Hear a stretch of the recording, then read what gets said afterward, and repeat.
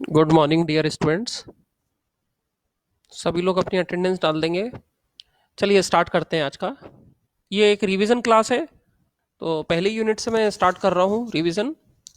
पहली यूनिट है engineering graphics की कॉनिक सेक्शंस, जिसमें हम कर्व के बारे में पढ़ते हैं, जिसमें हम एलिप्स, पैराबोला, हाइपरबोला के साथ साथ इन्वॉल्यूट और साइक्लोइड की भी स्टडी करते हैं।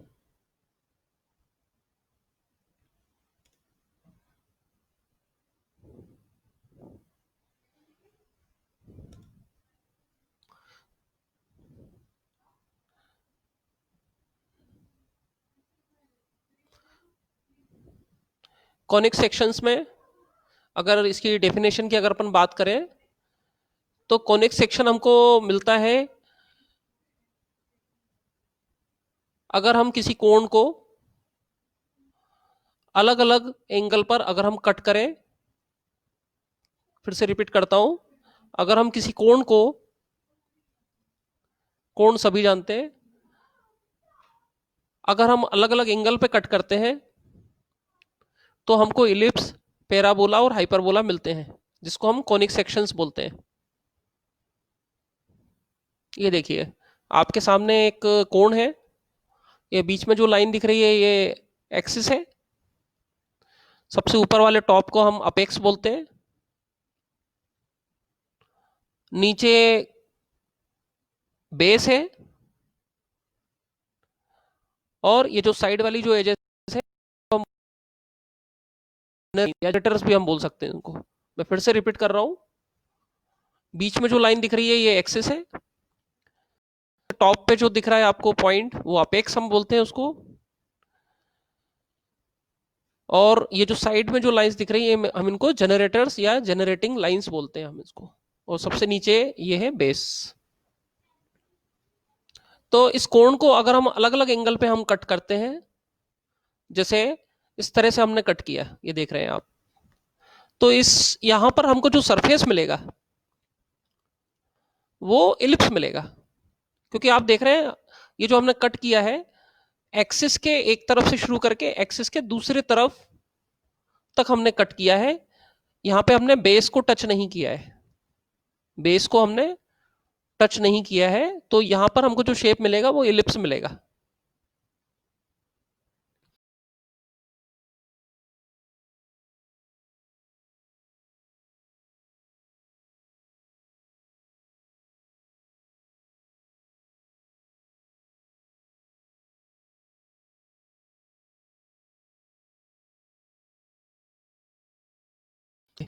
इस तरह से इलिप्स मिलेगा। आगे बढ़ते हैं।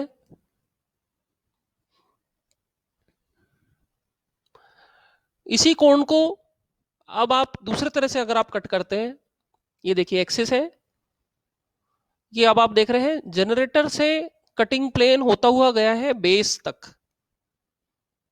इलिप्स के केस में हमने बेस को नहीं काटा था, लेकिन इस बार आप देख रहे हैं कि राइट साइड से होता हुआ ये लेफ्ट में बेस को भी इसने कट किया है एक्सिस से होते हुए। तो इस तरह का अगर हम कट करते हैं section plane parallel to the end of generator, इस केस में हमको जो है पैराबोला मिलेगा। ठीक है, तो एक्सिस के एक तरफ से कट करते हुए अगर हम बेस तक कट करते हैं तो आपको जो सरफेस जो मिलेगा वो एक पैराबोला मिलेगा। तीसरी कंडीशन हाइपरबोला के लिए, ये कोण है आपके सामने, ये देखिए इस तरह से कट किया है, जनरेटर से बेस की तरफ हम आए हैं लेकिन एक्सिस को छोड़ दिया हमने। पैराबोला के केस में एक्सिस भी कट कर रहा था, ये देखिए एक्सिस से होता हुआ कटिंग प्लेन जा रहा था, लेकिन यहां आप देख रहे हैं कि एक्सिस से हम दूर है। यहां पे बेस कट रहा है लेकिन हम एक्सिस से दूर है, तो इस कंडीशन में हमको जो शेप मिलेगा वो हमको हाइपरबोला मिलेगा। तो कोनिक सेक्शंस में इलिप्स, पैराबोला और हाइपरबोला मिलता है हमको। कटिंग का अलग अलग तरीका होता है। अब एग्जाम में अगर अपन इलिप्स की बात करें तो इलिप्स की सिलेबस में आपके 4 मेथड्स हैं, 4 से 5 मेथड हैं। पैराबोला की कुछ मेथड्स हैं, हाइपरबोला की कुछ मेथड्स हैं। इसमें सबसे ज्यादा जो मेथड्स हैं वो है इलिप्स की। और पूरे पूरे चांसेस होते हैं कि इलिप्स का एक ना एक क्वेश्चन एग्जाम में जरूर आता है।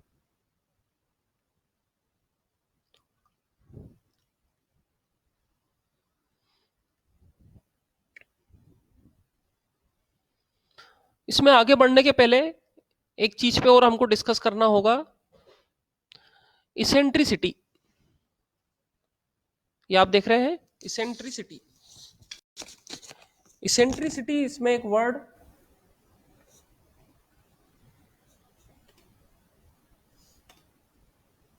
यूज होता है।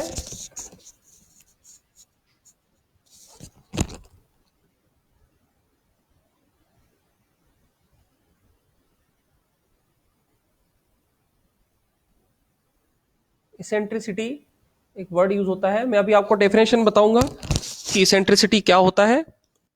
तो इसेंट्रिसिटी इलिप्स के केस में लेस देन 1 होता है।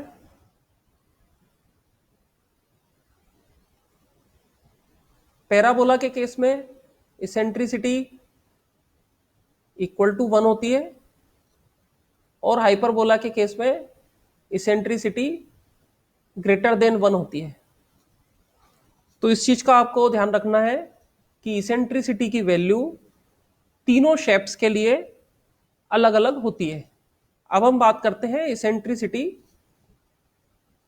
क्या होती है। तो देखिए, ये इसेंट्रिसिटी की डेफिनेशन लिखी हुई है, एग्जाम में पूछी भी जा सकती है। These are the locus of points moving in a plane such that the ratio of its distance from fixed point and a fixed line always remains constant। मैं इसको डायग्राम के थ्रू समझाने की कोशिश करता हूं कि इसेंट्रिसिटी क्या होता है।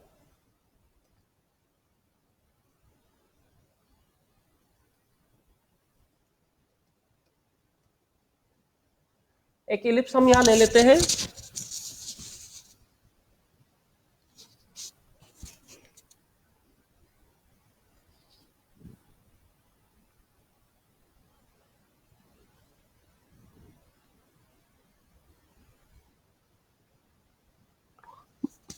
ये एक इलिप्स है।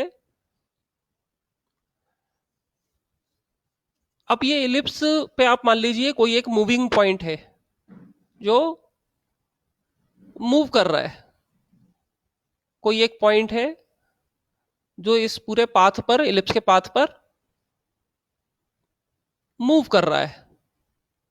ठीक है। जिस तरह से सूर्य के आसपास पृथ्वी चक्कर लगाती है, ठीक इसी तरीके से मान लीजिए कि ये जो पॉइंट है ये इस इलिप्स पे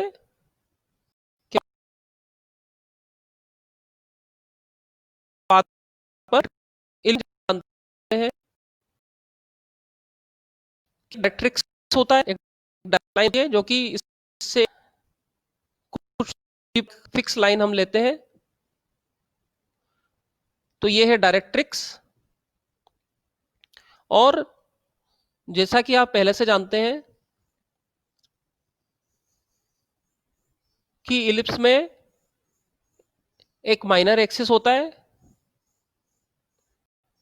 और एक मेजर होता है। तो जो बड़ा एक्सिस होता है उसको हम मेजर एक्सिस बोलते हैं।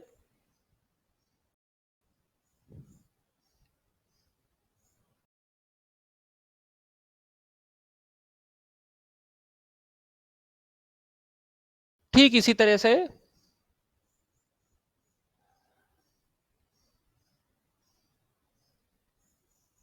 माइनर एक्सिस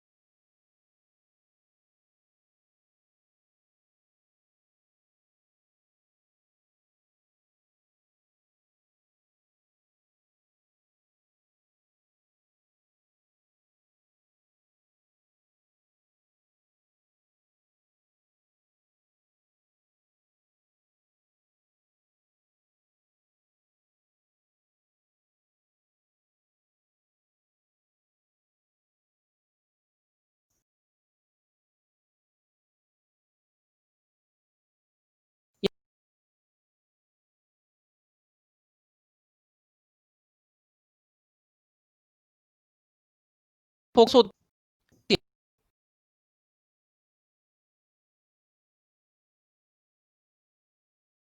मान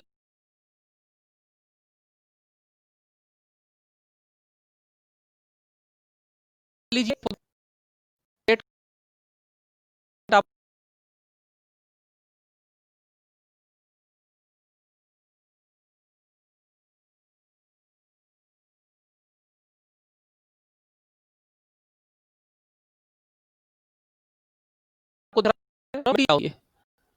तो इस पॉइंट से फोकस का डिस्टेंस मान लीजिए x, फिर से रिपीट कर रहा हूं मैं, इस पॉइंट से फोकस तक की डिस्टेंस x, और इस पॉइंट से डायरेक्ट्रिक्स लाइन की परपेंडिकुलर डिस्टेंस मान लीजिए y, इसका रेशियो हमेशा कांस्टेंट होगा, जिसको हम इसेंट्रिसिटी बोलते हैं। मैं फिर से रिपीट कर रहा हूं, ये जो मूविंग पॉइंट है इससे फोकस तक की डिस्टेंस का रेशियो इस पॉइंट से डायरेक्ट्रिक्स,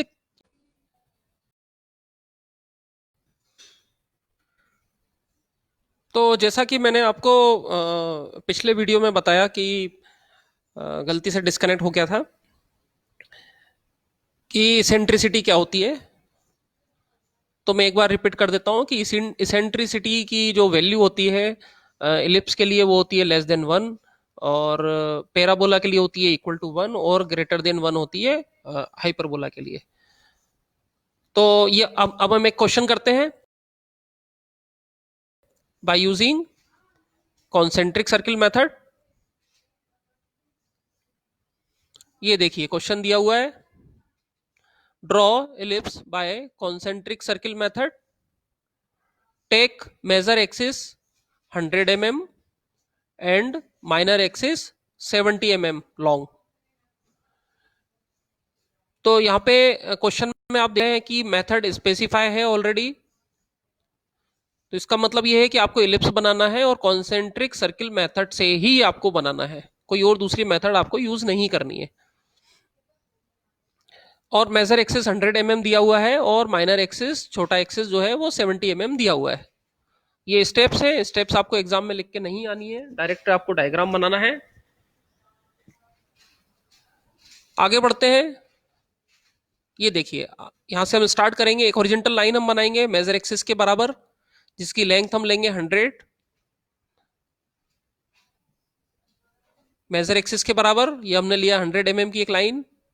फिर इसके सेंटर से फिर हमने माइनर एक्सिस के बराबर लाइन ली, टोटल इसकी लेंथ होगी 70 mm। तो ये आप देख रहे हैं 70 mm का मैंने माइनर एक्सिस बनाया और 100 mm का मेजर एक्सिस बनाया। अब आपको इसमें दो सर्किल बनाना है, इसमें आपको दो सर्किल बनाना है, जो कि एक छोटा सर्किल बनेगा और एक बड़ा सर्किल बनाएगा। छोटा सर्किल इस माइनर एक्सिस से होता हुआ जाएगा और बड़ा सर्किल इस मेजर एक्सिस से होता हुआ जाएगा। उसके पहले हम नेमिंग कर लेंगे ए बी सी डी। ये देखिए एक छोटा सर्किल हमने बनाया है माइनर एक्सिस से होता हुआ, एक बड़ा सर्किल बनाया है मेजर एक्सिस से होता हुआ। तो इसका मतलब ये हुआ कि एक छोटा सर्किल बनेगा जिसका डायमीटर होगा 70 mm, एक बड़ा सर्किल बनेगा जिसका डायमीटर होगा 100 mm, और बीच में ये आप देख रहे हैं इस प्लस को आप कंप्लीट कर लेंगे बड़े सर्किल तक। तो आपके सामने अभी दो सर्किल है और एक बीच में प्लस है। अब इसको हम 12 पार्ट्स में डिवाइड करेंगे। 12 पार्ट्स में डिवाइड करने के लिए सर्किल को हम अगर 30-30 के एंगल्स अगर हम बना दें सेंटर से होते हुए, तो सर्किल ऑटोमेटिकली 12 पार्ट्स में डिवाइड हो जाता है। ये ऑलरेडी हम पहले भी डिस्कस कर चुके हैं। अब जितने भी ये आपको 12 पार्ट्स दिख रहे हैं छोटे सर्किल के और बड़े सर्किल के, इनकी हम नेमिंग करेंगे। ये देखिए 1 2 3 4 5 6 7 9 10 और ये ए और बी मिलके टोटल 12 पॉइंट्स हो जाते हैं। बड़े सर्किल की नेमिंग की हमने, इस तरह से छोटे सर्किल की हम नेमिंग करेंगे। ये देखिए छोटे सर्किल की भी नेमिंग कर दी। आप चाहे तो बाहर वाले पॉइंट को 1, अंदर वाले पॉइंट को 1 डैश के नाम से आप नेमिंग कर सकते हैं। इतना हम कर लेंगे। अब देखिए करना क्या है, जैसा कि आप देख रहे हैं ये है 1, ये है 1 डैश। तो जितने भी ये बाहर के पॉइंट्स हैं 1 2 3 4 5 बी 6 7 8 9 10 और ए, इन सभी से हमको वर्टिकल लाइंस बनानी है। इन सभी से हमको यहां से इस तरह से वर्टिकल लाइंस बनानी है और ध्यान ये रखना है कि सर्किल से बाहर हमको नहीं जाना है। और इसमें एक चीज और का हमको ध्यान रखना है कि हम ए पॉइंट, 3 पॉइंट, बी पॉइंट और 8 पॉइंट को छोड़ देंगे। इन पे हम कुछ भी नहीं करेंगे। ठीक है, तो हम 1 से स्टार्ट करते हैं वर्टिकल लाइन। ये देखिए 1 से वर्टिकल लाइन बनाई। वर्टिकल लाइन यानी खड़ी लाइन अंदर की तरफ, सर्किल से बाहर नहीं जाना है, ऊपर नहीं बनाना था हमको, नीचे बनाएंगे हम। फिर ऐसे 2 पॉइंट से वर्टिकल लाइन, 3 छोड़ देंगे, 4 से वर्टिकल लाइन, 5 से वर्टिकल लाइन, बी छोड़ देंगे हम, 6 से वर्टिकल लाइन, सॉरी इधर 10 से स्टार्ट हो गई, कोई बात नहीं, 10 से वर्टिकल लाइन। देखिए सर्किल के बाहर नहीं जाना है, मतलब नीचे की तरफ नहीं किया हमने, हमने ऊपर की तरफ किया ताकि हम सर्किल के अंदर रहे। इसी तरह से 9 से 8 छोड़ देंगे हम, 7 6, फिर बी छोड़ देंगे हम। तो ये आप देख रहे हैं बाहर के जितने पॉइंट्स थे सभी से आप देख रहे हैं वर्टिकल्स खड़ी लाइन आपको दिख रही होंगी। अब क्या करना है नेक्स्ट, कि जितने भी अंदर के पॉइंट्स हैं 1 2 3 4 5 6 से लेकर 10 तक, यहाँ इनसे जो है हॉरिजॉन्टल लाइन आपको बनानी है, आड़ी लाइन आपको बनानी है। तो आड़ी लाइन इस तरह से बनानी है कि ये जो वर्टिकल लाइन है इससे क्रॉस हो, मतलब इस तरफ हम बनाएंगे। तो ये देखिए 1 से हॉरिजॉन्टल लाइन बनाई इस तरफ लेफ्ट में ताकि इस वर्टिकल लाइन को ये क्रॉस करे, काटे। तो आप देख रहे हैं कि 1 से वर्टिकल लाइन, 1 से हॉरिजॉन्टल लाइन ये यहाँ पे क्रॉस हो रही है, मिल रही है। तो ये इस तरह से पॉइंट्स आपको मिलते चले जाएंगे। इसी तरीके से 2 से हॉरिजॉन्टल लाइन, 3 को छोड़ देंगे, इसी तरीके से 4 से हॉरिजॉन्टल लाइन, इसी तरीके से 5 से हॉरिजॉन्टल लाइन, इसी तरीके से 6 से हॉरिजॉन्टल लाइन, यहाँ बी को हमने छोड़ दिया है, 7 से हॉरिजॉन्टल लाइन, यहाँ पे हमने इसको छोड़ दिया है 8 को, फिर 9 से हॉरिजॉन्टल लाइन और फिर 10 से हॉरिजॉन्टल लाइन। तो ये आप देख रहे हैं हॉरिजॉन्टल लाइन सभी वर्टिकल लाइंस पे कहीं ना कहीं मिल रही हैं। इन पॉइंट्स को हम डार्क कर देंगे। ये देखिए